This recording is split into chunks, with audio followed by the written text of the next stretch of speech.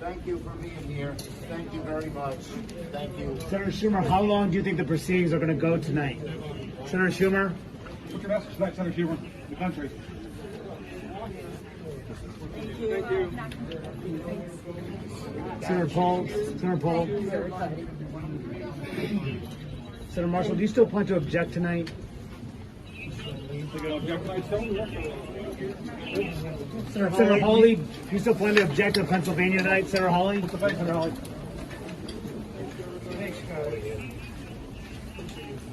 Hey guys. Hey, Be safe. Thanks. Be safe, Are you expecting objections tonight more than Arizona?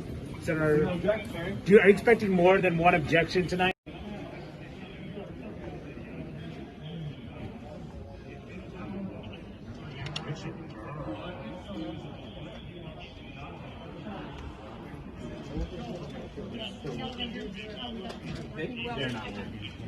Senator Shaheen, have you gotten any indication about how tonight's proceedings are going to go down? No, other than that we are hopeful that we can go back and finish.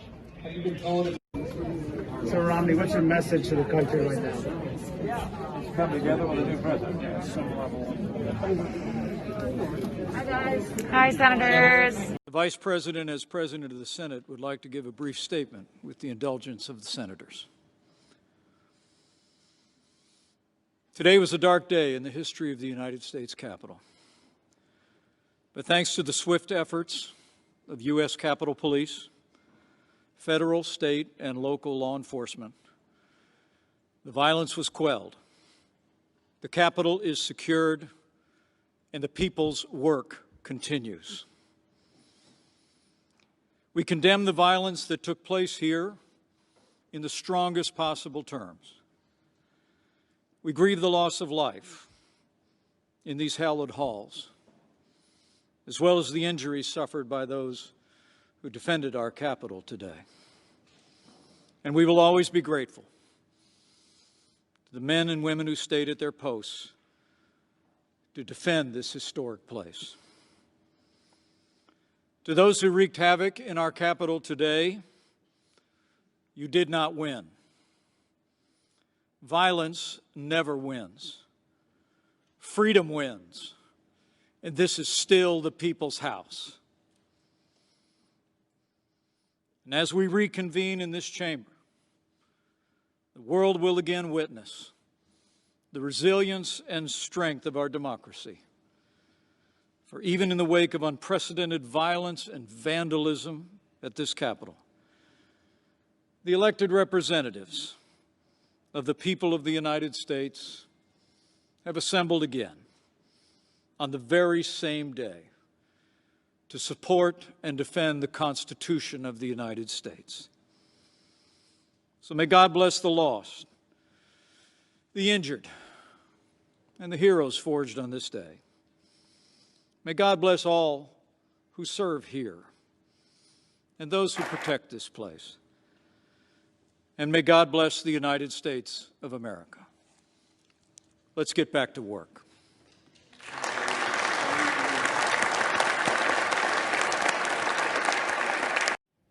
The Majority Leader. I ask unanimous consent the Majority Leader and the Democratic Leader be allowed to speak, and that the time not count against 2 hours of debate in relation to the objection raised on the state of Arizona. Is there objection? Without objection, so ordered. I want to say to the American people, the United States Senate will not be intimidated. We will not be kept out of this chamber by thugs, mobs, or threats. We will not bow to lawlessness or intimidation. We are back at our posts. We will discharge our duty under the Constitution and for our nation. And we're going to do it tonight. This afternoon, Congress began the process of honoring the will of the American people and counting the Electoral College votes. We've fulfilled this solemn duty every 4 years for more than 2 centuries. Whether our nation's been at war or at peace under all manner of threats, even during an ongoing armed rebellion and the Civil War, the clockwork of our democracy has carried on. The United States and the United States Congress have faced down much greater threats than the unhinged crowd we saw today. We've never been deterred before and will be not deterred today. They tried to disrupt our democracy. They failed. They failed. They failed to attempt to obstruct the Congress. This failed insurrection only underscores how crucial the task before us is for our republic. Our nation was founded precisely so that the free choice of the American people is what shapes our self-government and determines the destiny of our nation.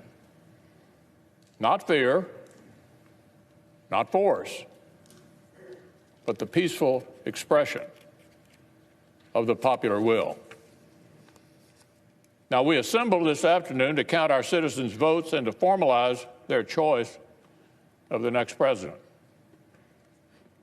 Now we're going to finish exactly what we started. We'll complete the process the right way, by the book. We'll follow our precedents, our laws, and our Constitution to the letter.